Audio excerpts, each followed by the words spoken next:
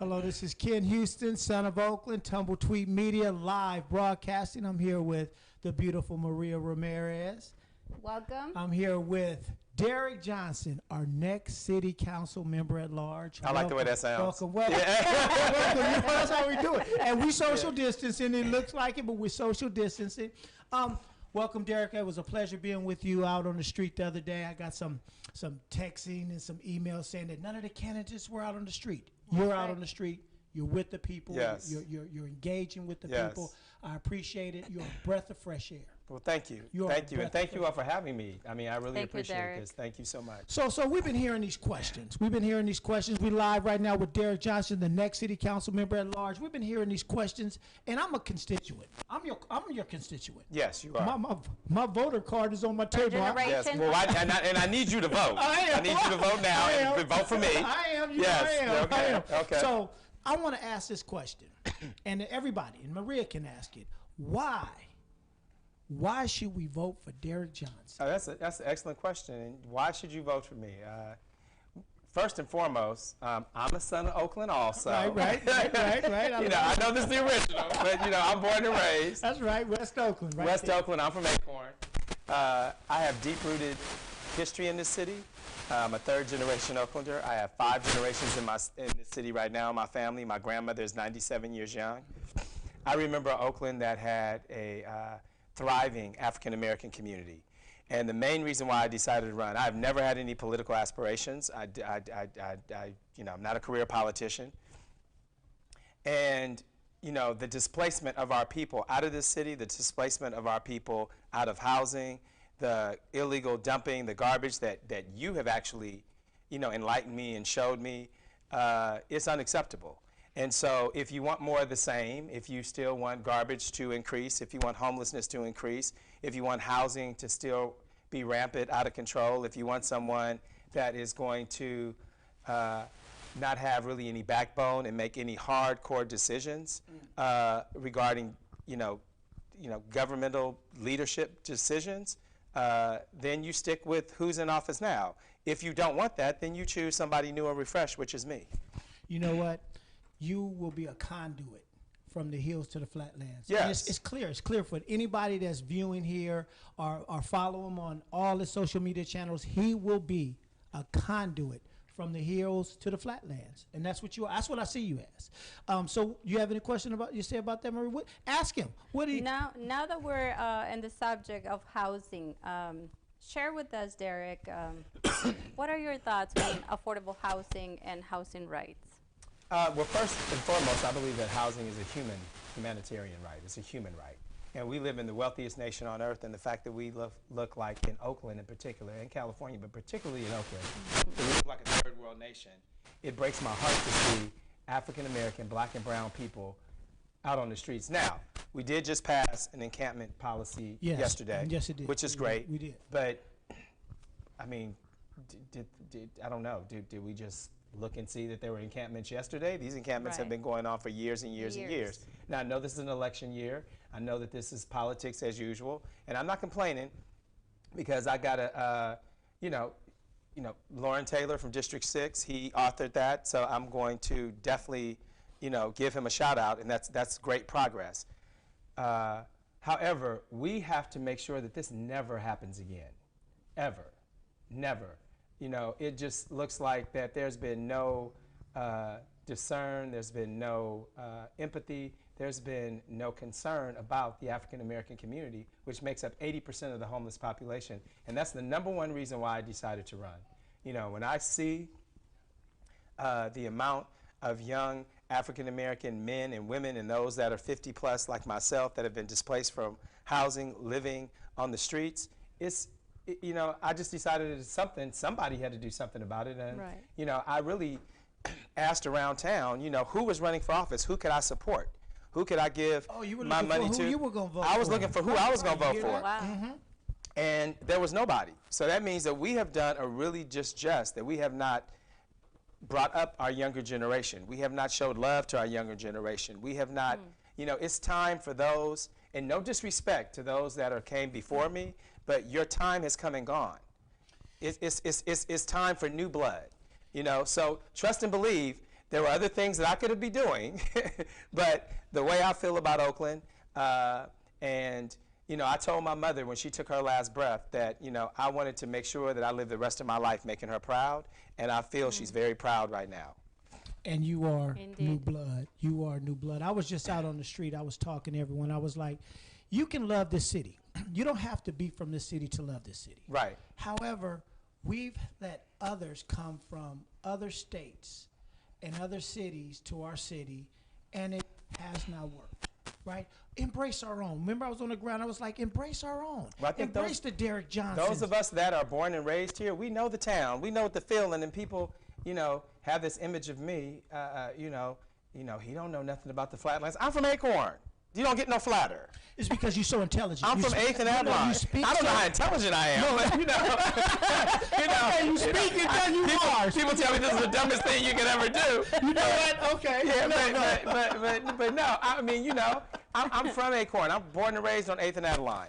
You know, I learned, you know, how to swim. I learned teamwork at DeFermi Park. I'm a product of Oakland Parks and Recs that are now flooded with homeless encampments, and where our kids and our youth can't go enjoy the luxury of having a park. You know, so we need change. What's been going on has not worked, and we need to change that. And you know what? I want to give a shout out to Lauren too, because it took Lauren to do this. And let me share this with you. I spoke to Lauren as soon as he got in office because I wasn't for Lauren. I didn't like the way the campaign was ran, and I told him I'm Desley. I love Right, Desley and Brooks. we both support it. Yeah. I was a supporter of I'm Desley. like- I'm still close to it. I love Desley. Right, I got some love for Desley Brooks, but I said, okay, let's see what you're gonna do. But Lauren is doing some work. And He's really doing some good And I shared work. with them about the schools, and I shared with them this, and he picked it up. Why did it take somebody new to do that? So that means that we need what? He just said it. Derek just said it. Fresh new blood. And one thing I want to, one thing I just want to acknowledge is that with me, I'm going to be engaged in the community. It's not really something that's going to be new to me or something I'm going to have to be trained to do. I'm engaged in the community now. Right. I'm in Deep East. Right. You know, You when you are. said there's a You are. problem, let's look. I'm going to clean up in the West with the young brother Vincent Williams, who I'm going to introduce you to on Saturday morning. You know, it's like we have to get control of our own neighborhoods. We have to demand more, and we have to organize. We can't allow, you know, homelessness. We can't allow our people to be displaced. We can't allow illegal dumping. We have our voices. You know, it's like you have that microphone right there, and people always say, well, you know, I'm gonna be the voice for the vulnerable. Oh, I don't want to be the voice for the vulnerable. I want to bring them to the table, give them the microphone, and let them say their own voice. Right, because we know what's best. Oh, Right. Let me say this. Right. Last night, I listened to City Council, and they were talking about what all the gun violence and all the people that's getting homicides. Yes. And they talking all up here. And I'm like, wait a minute, hold on. COVID did not start this. COVID just exposed it more. We've been killing each Exactly. other. We've been killing each other. Why? It's not because we got guns on the street. It's because we do not have the opportunity. Right. Down the street from 105th, where they got shootings and 3 Latinos got Right. shot. Right. Down the street from there, they got an out-of-towner that built this affordable Huge housing. It's what- building. but we're not working on this. We need to be working. If you put a hammer, a shovel in our hand, we'll be too tired to kill each other. We need economic jobs. inclusion and economic Opportunity. wealth. Yeah. We need jobs. So, where were you at? You said the housing, Maria? What were you talking about? Yes, housing rights. So you want to talk about that next one? How will you address the homeless in our community? Derek, you've been out there. Yes. It's horrible. It's horrible. It's sad. It to me. is. How are you going to address it? Even though it's not a city thing, it's a national thing. Yeah. How are you going to address it? Because you're going to be at large. Well- Let me tell you, at large, Derek, you will be more powerful than the mayor, especially with the drive you have. You'll be able to fuse the other council members to make things happen and move through the other districts to make things happen. And it's in all the districts. Well, that's a good point you made, but you know, I'm not doing this to have power. I'm doing this for a purpose, and I'm doing it to really see our community change. The Oakland we grew up in, you know, we had roller rinks, we had parks, Yep. we had stores, you know, we had a beautiful social life.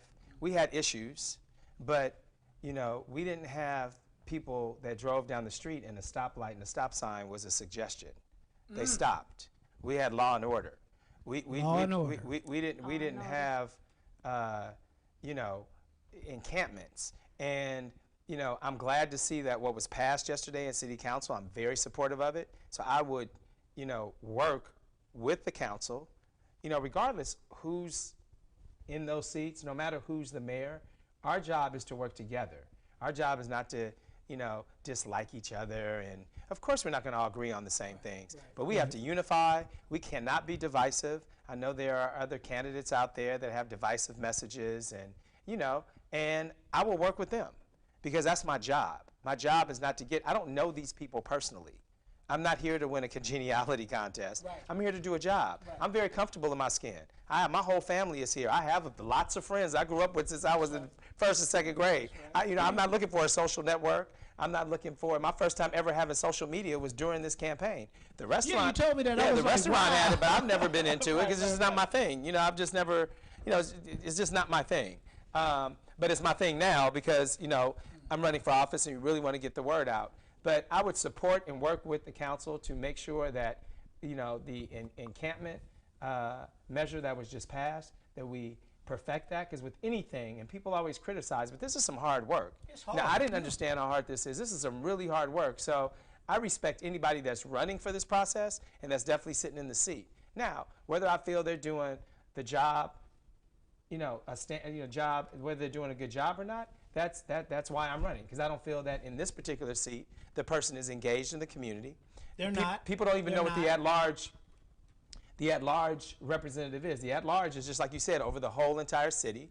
And our job is to work with each council district, each district and their council person, all 7 of them, and have a strategic plan to move our city forward, period. At the end of the day, you can put all kind of rhetoric on it. That's what we do, and then be the liaison between the council and the mayor and the administration. You know, you said something that was just touched me just now, Derek, that you said lawlessness with the speeding cars. It's a, what did you say? Stopping is a what? Is a suggestion. Because when I've been with you out in the East, and even when I was in the West, I was like, whoa, wait, hold on. You know. So you touched me. My mother, on the street that you came in with me, I didn't say this. This is personal. My mother was coming from her place of worship. A guy came down the street and stole her. $7,000. 298, and he hit her. Killed my godfather and my godmother, and my mother was in the hospital for 2 years. That's crazy. Because of lawlessness. That's crazy. That's insane, right? That's so I understand it touches me personally, Derek. So right. when you said that there's lawlessness out there, we need somebody with the energy that you have and the drive that you have, and you're pushing the envelope, and I appreciate it. Right. Thank you. I'm going to ask another question. Sure, go ahead. Okay. I'm here. I don't have to know. Because Okay. I ain't running. Proposition 21. I didn't even know what she said. What? I said, Derek, talk to us about Proposition 21. 21. 22. You talking about 22? No. Yeah, 22. 22. I'm sorry, 22. 22. 22. So I believe in following the law. And as the state has already, passed a law to make Uber and Lyft hire their people as employees. So I do support that and will vote no. You vote no? I will vote no. Okay. 22. As I already have. However, and this is where I feel where my strongest strength comes in. I'm not going into this position off of my personal wants and needs or power trip. I'm going in this really what is best for the people. If the people feel that that's the best way, my job is to carry that out. Now, I am concerned that, and I'm just going to be honest, I'm very concerned that by voting no, we really jeopardize losing jobs for black and brown people. So I think people should really consider that when they talk about that majority of people that work for these app-based companies are part-time, and they need the flexibility of their schedule. So I think you should really think hard. And for people that I talk to, even in my camp, who I love and respect, they have a lot of government background, and they're government employees and have worked in politics their entire career, and I do respect that. And they really don't feel that Lyft or Uber will leave California. I feel differently. I feel that they will suspend service. I mean, they have Lyft and Uber all over the world. Why do you have to be in California? Something to replace it, probably. Right. But and I just don't want to see that happen.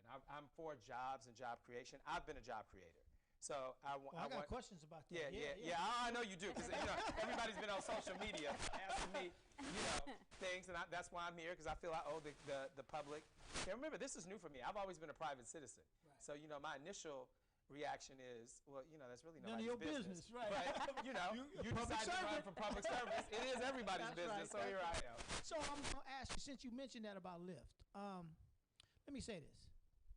They mentioned, and you see it on social media, that you're getting funded. Really what they're trying to do is a smear campaign against you, because they don't have anything on you. They try to talk about some bankruptcy and some things, and we're going to talk about that too. Right. But Lyft, they saying you being funded by Lyft and you're getting all this money by Lyft.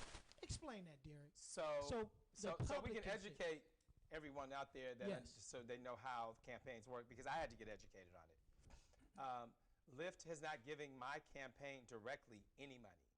Lyft has supported an independent expenditure, which is a group of individuals. Hopefully I'm explaining this, and you can correct me if I'm wrong.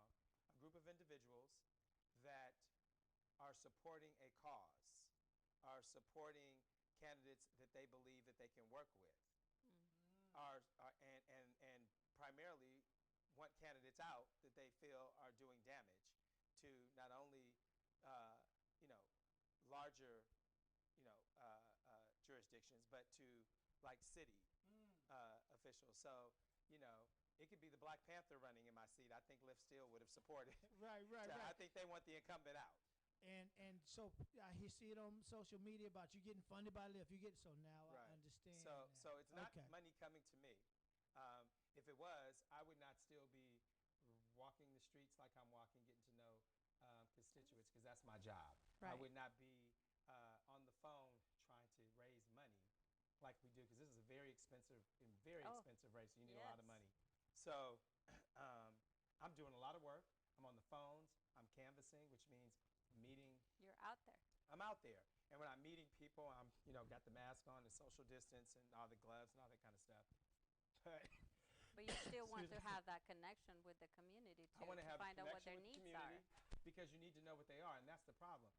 As a public elected official, my job is to engage with people Exactly. and represent what their needs are, and to know how to satisfy their needs. And through government, through legislation, through policy writing, that's what the council does. Right. We create legislation. So we have to, look at the legislation that has been created previously, what's not working, either remove it or revamp it and edit it, as they say, Right. and rewrite it. Rewrite it. But we need to Until make sure until it works. right until it works. And we just can't. So to answer your question, I have never, to my knowledge, talked to anyone from Lyft or Uber. Now, I talked to hundreds of people, so I'm not saying no one. But they're trying to smear it like Yeah, that. it's not that at all. I just think that they're more concerned with getting the incumbent out of office, as we all are. And- So and- I'm aligned with them there. Me too. That's why I'm voting for Derek Johnson, City Council at large. That's Yeah, we why like that. And We I like think, that. and I We think like that's that. why you voting too. Yes, yes. Right? Yes. Right? And as a business, I think, they're just looking for the best candidate to do the best for And the that's- and community, that's to what it bring is. more Say this. business. I think It's personal. that what everybody wants right now, just like with housing, everything is so divisive and so one side or the other, that we need somebody like myself that can bring people together, both sides, sit at the table, have a conversation, and you're not going to get everything you want, you're not going to get everything you want, but we need to come to a happy medium that works best for all. And when I mean all, not just you and you, but for everybody in this city. Compromise. Right. And just, yes. We You need, have a we need some saying, right? balanced legislation. And that's what's not been going. It's either tilted over here True. or tilted over here. And that's because it's either, people say special interest, but let me just say this, and I don't have anything against unions. I don't know where that comes from either. But I didn't hear that one. I didn't hear that. yeah, well, the incumbent is heavily, if we want to talk about funding, the incumbent has, that camp has IE that has, I don't know the exact amount, but upwards of $500,000. So that's a lot of money to spend to make sure that someone remains in the seat. So you have to ask yourself, well, what's going on there? Because you're already in the seat, and you already have a relationship with these people. So, that seems more of an influential situation than definitely anything that has to do with me. It does to me because I see him going after a candidate right now. So yeah, I do. So this last another one. Qualifications. This was a touchy one. I was on social media and I'm seeing it and I'm saying qualifications. We know Derek is chicken and waffles. When I think of some chicken and waffles, even when I eat, when you cook me chicken and waffles, I think of Derek. I be like, dang. So we know you chicken and waffles. Right. But what about the qualifications? They saying that, you know, you didn't own chicken and waffles, you do own it, and they talked about some bankruptcy. Right. Talk about this. So- if so- that's all they got, but go ahead, Derek. So let me set the record straight. Yeah, set it straight. I am not the legal owner currently of Homa Chicken and Waffles, but let me tell you who is. Someone that I hired at 17 years old, who's Latino, who was a gang member, who came in there and worked as a busser, that came in and worked his way all the way up, and had a drive. He met his wife at the restaurant, and they kept that from me because I didn't know that they were, you know, I have a policy about relationships in work. And the but, job. Right. No, that's a good that one can be too. sticky. But met his wife. He now is a proud homeowner of not one home, but 2 homes. You know what? Can I cut you off Wow. real quick? I was gonna ask him the hardest question. I said, "What you gonna do for my Latino brothers and sisters?" Right. He just said it. So He I provide already jobs did. for them. I provide jobs That's for what I'm saying. you know, the restaurant manager is formerly incarcerated. I'm his first job. He's been working there, I think, for about 8 or 9 years, maybe a little longer. So I had to make a business decision. First and foremost, let me back up and say, Okay. we in the black and brown community have to stop being afraid and shy and fearful of bankruptcy and foreclosure. Right. Because what it does is we have been brainwashed that that's A bad thing. a bad thing. Now, I wouldn't want that for anyone, of course. I wouldn't want it for myself, but it was reality. So I had to make a decision instead of losing everything and having no jobs for nobody to restructure in a way that it's existing. My face is still on the wall. All my family is still on the wall. I mentor Hector. I talk to Hector every day, so I can just leave it there. Yep, and that's a good Wow. answer. That's all I need to hear. You know, so to put out, Bam. and the gentleman that interviewed me, you know, once again, I'm not involved in this political incestual pool. I didn't know that reporter and the incumbent, you know, have a great relationship, which is good. But I was very forthcoming. I told him the entire story, and he cherry-picked what he wanted to put, so it made it seem like I have no relationship with the restaurant whatsoever. Wow. And everything that I started, I'm the founder. I created that restaurant. I am the original owner of the restaurant. I owned it from 2004 to 2017.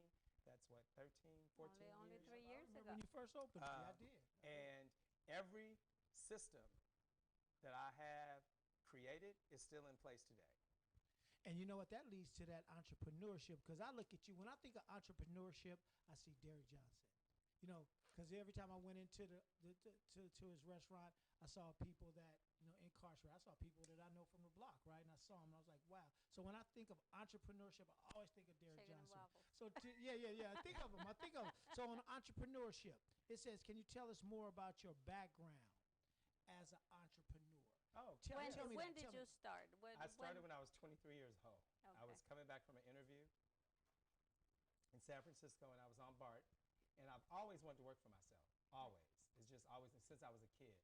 I remember going to the Black Filmmakers Hall of Fame and meeting business people and meeting professionals. And I was like, oh, wow, you know, I want to be like that. You know what I mean? That gave me aspiration. So that's why I worked beautiful. really hard, why I went to college. I went to HBCU. I'm a Fisk University grad. I'm very proud of that. Very involved with my alumni association in the school. But I've always wanted to work for myself. So I read in the paper where these guys were washing cars, making X number of dollars a day. And I was like, well, wait a minute, I'm real meticulous. I can wash some cars. That's how I started. Oh, really? That's how I started. Oh, wow. I went from the West Oakland BART station to the Rock Ridge BART station and would hunt down customers, walk up to people on the street and say, hey, I can make your Can car I look wash your better. car? And it just grew and grew and grew. And then I grew that into a company. And years later, you know, I had detail shops in Oakland, San Francisco. And then I transitioned into another business in LA, which was more entertainment based. Did urban marketing. which Carol Williams was a mentor for Carol me in Williams? that. Yeah, Oh, from wow. I love some advertising. Carol Love Williams. her. But She's Carol- amazing. She is so. She is so She went to amazing. Hall of Fame. She's Yeah, went to the Hall of Fame. She's amazing. She's brilliant. I mean, I can just go on and on about Carol, but you know, Carol provided that open door, that opportunity for me. You know, and it's not like I've done all this myself. I just had the tenacity and the willpower to just want to make a difference. And then I got involved. You know, the opportunity for the restaurant came about, and you know, I opened it. And years later, through COVID and all, it's never closed.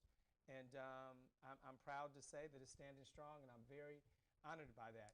People have criticized that I put small business owner. I've always worked for myself, period. So if you work for yourself, you are your business. You know, so whether you call it an entrepreneur or a small business, one and the same in my eye. Now people might think differently, but that's how I think about it. I gave birth to that restaurant. It's my baby. Right. So when your kids are 30 and 40 years old, you still call them your baby. So that's going to always be my baby. And period. it is, and I'm proud. You know, I'm proud of it. and the last thing I want to say about that is, what do you measure success by? You know, I used to measure success, I need to have X number of dollars in the bank. And I worked real hard to get to that level. Things unraveled, you know. I measure success on not what you attain, but when you fall, how do you get back up? And I also measure success by the people that I have touched and the lives that I have changed. I right now Exactly. have someone that never thought an immigrant would ever be a business owner here in America, and he is. So that's very successful to me. So when Wow. people ask me, do Wow. I think of myself as a successful business person? I do. And I'm going to continue to be a successful business person. And you are. Thank you. In my eyes, you are, and in a whole lot of people also. So let me ask you this: taxes, repeal. Let's start off with this. How would you repeal some of the taxes, sugar taxes? What you know about the sugar tax? Well, I mean, the sugar tax came into play because we have, you know, companies that have prostituted, for lack of better words, our community for years and years and years. I don't think the issue is really about the sugar tax. I think the issue is, where's the sugar tax money going? Okay. So for me, personally, like, because the sugar tax should not be going into districts that black and brown people aren't living. It should be going into the districts where black and brown people are, who are buying all the sugar and the soda to begin with. Right. So that's something that I need to really investigate. I'm not in this seat yet. I plan on being there. You all, You November will. 3rd. You will be. You I will will be be. there November 3rd. But I think that's really what we need to look at. I know my good friend who endorsed me, Malia Cohen, was the you know, author and the one that really ignited that fire. And I think she did a great job with doing it. But I also think we need to look at, and in the city of Oakland, we need to look at how is that money being spent. Right. Right. You know what? I was looking at my bullet points here, and I was going to ask him these bullet points, and he answered them all. Inclusion. You know, like he includes, you know, through The community. entrepreneurship, the community. And I was going to ask about jobs. And then I'm looking at public health and public safety. He spoke about all my concerns, so I know what I'm going to vote, who I'm Right. voting. Well, I appreciate that. And just know that when I won't just be doing this because I'm a candidate. When I get in that seat, I'm going to always be available. I will always show up. My office will return your call. I will return your call. People can contact me directly. If I don't respond back, somebody from my office will, and we'll make sure that we hear you. That's very important. You hear that? We need to make Call sure him. the community is involved and we hear them, especially my community. Right. You know, the black community, the LGBTQ community. We need to really make sure that, you know, it's a travesty what's going on in the LGBTQ community, which I'm a part of as well. Right. So tell what's You the know, travesty? you Tell know, me. the black trans lives. You know, when a black transgender person or queer person is attacked or beat up or mugged or any violent crime against them, it's swept under the rug. It needs to be brought to the light. And we need to convict and hold those people accountable. That's a hate crime. It's a hate crime, That's a right. hate crime. That's not acceptable. It's not acceptable at all. Mr. Alexander, what do you think? You got any questions that anybody sent something in, or you've been hearing Mr. Johnson? What do you have a question? Because you love that entrepreneurship. When I saw you smiling when he was talking about entrepreneurship over there, what you got? You know, I'm a big proponent of entrepreneurship just because of the lessons that it teaches our young people. And so to that end, and I do believe I heard you talking about some just entrepreneurship in general, but for the black and brown community that have not had the opportunity or access to someone such as yourself who has that type of experience. Right. It's very important. What programs would you try to put in place, or how would you try and say, you know what, it's time for someone such as myself to be in office and bring people along? Because what we've had now is stagnation where nobody is bringing anybody else along. That's why they're killing themselves out there. Because they forced into the underground economy, and they're entrepreneurs out there. Yes, right? they are. They're straight. They're good business people. Good ones. Yeah, they're not playing. But then they take it to another level Right. sometime. But go ahead. Well, there's a program that I'm really excited about, and I really would like to create a financial literacy hub where we have in our deep east and deep west our very vulnerable communities that are populated heavily with black and brown population. A financial literacy hub where it teaches the tools of what it takes to be an entrepreneur. It's one thing to just go open a business and have a vision, but as you can, to my testimony, you know, it's a lot that goes into that. You have to understand money management, how to leverage, you know, advertising, accounting, how human resources. So I am in a unique position, insurance, everything that you need to make sure that your business succeeds. And we need to teach that to our young ones. You know, we need to teach it to every age group in our community. And I've had the beautiful experience of running for this seat. I've met so many incredible people. I've met so many incredible executives. You know, Brenda Wright. I'm not sure if Brenda's still with Wells Fargo, but I think she was with Wells Fargo. But Brenda is an amazing, intelligent individual. I met her once. Yeah, I mean, people like Carol Williams. You know, we need those people to come and speak to our youth so that young girls can see them. And they will. Yes, and they will. Because you got a relationship. Yes. It's all relationship based. They Everything will. is relationship They will. based. Yeah. There's a brother, Dwayne Jones, that's in development. I mean, you have, you know, Greg McConnell that's right here. That's with the Housing Coalition. Coalition.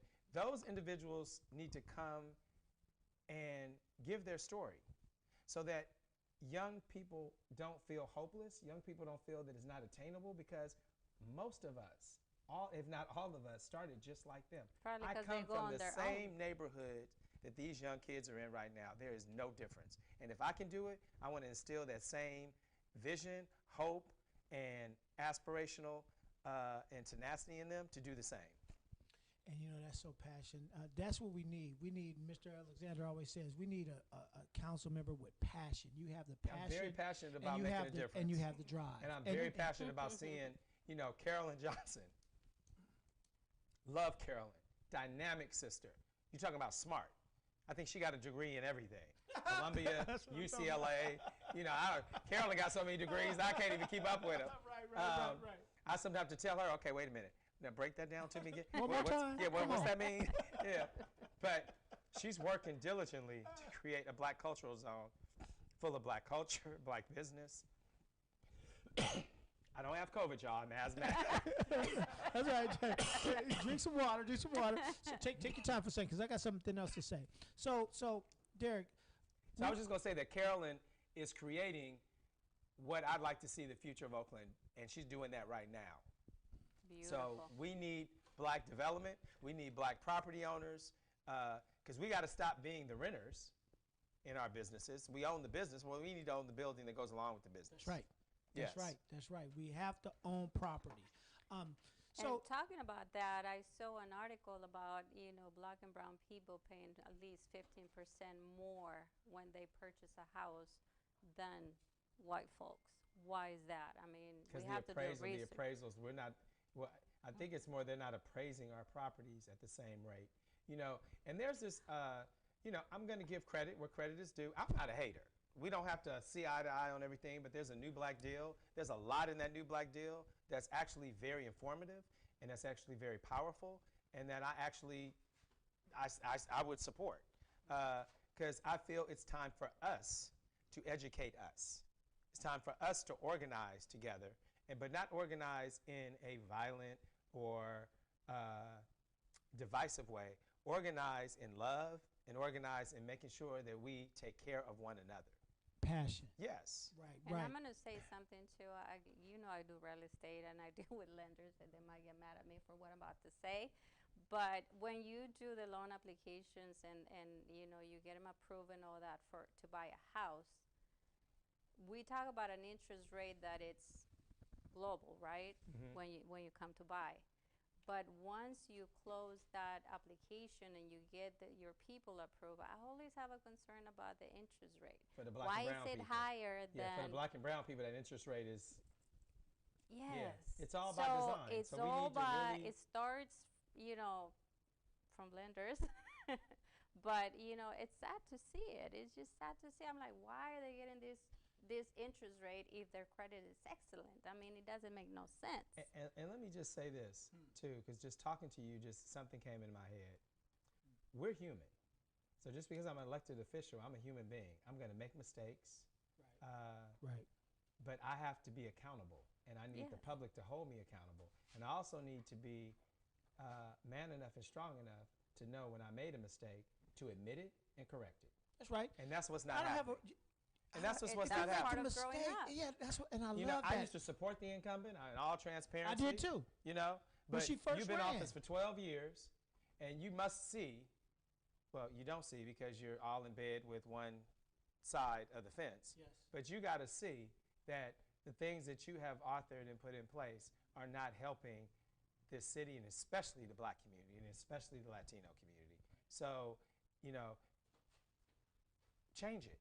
Right. You've had enough time to change it, and nothing's been done. Right. So it's not too late to register.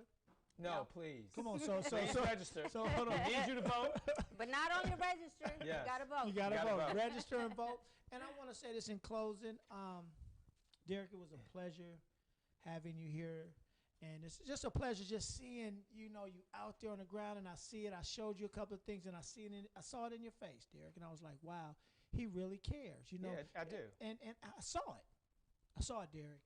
And that's what we need. We need someone passionate, loving. Everything's coming from a good place. And the last thing you said was so powerful. If you make a mistake, accept it. Acknowledge. Right. And then Nobody's perfect. And we'll embrace it. We'll be like, okay, you're man enough to say it was your mistake. Let's help you move through it. Yes. So in closing, Derek, what would you want? Because it's 12 days away. 12 days. Share. 2 Give them weeks. give them a couple of words on why they should vote for you, and what are you going to do? I mean, just whatever you want to talk well, about, Derek. first It's and all you. foremost, why you should vote, period, is if you want to see change, you need to vote. Not voting means that you're giving the side that's winning right now, the White House and all of those that are aligned with that, you're keeping them in office. So that's number one, vote. Register to vote. 2, measures are, they're tricky and they're hard and it's hard to understand them. Get together in groups. Get with somebody. I mean, I had to get together with people to explain it to me, Get together with people, have talks. Understand how it affects people. If you don't understand, talk to somebody with Lyft and Uber. Talk with somebody, in housing. Talk to people that are affected by these if you don't have the experience or you really understand what you're voting and what that decision that you're making and how powerful it is. And 3, of course you should vote for me. Right. Town? I'm town. Period. Right. You want real passion, real change. We're going to vote for Derek Johnson, the next city council at large, and we appreciate you coming in. I appreciate you being on the ground with the people. I appreciate your passion, your drive, your honesty, and answering some of these hard questions, because I saw him going all over the place, and I said, look at this. The last days, they trying to do some smear. But Well, that's I guess that's what this game is, But I'm gonna be the Barack and the Michelle. I'm gonna take the high road. That's right. I will say that it did get to me. you're human. You just said it. It got to me for about 4 or 5 days, and I'm not really the sensitive type personally. Right. So 4 or 5 days, I was feeling like, wow, this this thing called racism is really, really like it's slapping me right in the face right now. It's like, you know, like, is anyone asking the incumbent what she's been doing for the past 5 years for work or 3 years for work? I mean, you know, we understand. No, we just know that they're from Canada and went to Stanford. No one, you know, so, but for me, it's like I got to answer a million questions and, you know, be under investigation and To so, you know, why. but it's all Explain good. Just keep yourself. investigating. Hey, it is what it is. So thank you. This is Ken Houston with Tumbletweed Media, live streaming with Maria Ramirez, and we want to thank you once again, Derek Johnson, for coming in, and we want to invite you again. I will always come back. Thank you. Muchas gracias, Thank you. Derek. Thank you. Muchas So we're gracias. tuning out. Thank Ken you, Houston thank you. once again. All Vote right, for Derek everybody. Johnson. Thank Remember you. to vote. Vote por Derek Johnson. Yes. Regístrese, vótese, no voto, no cambio. And www.johnsonforoakland.com. Thank you.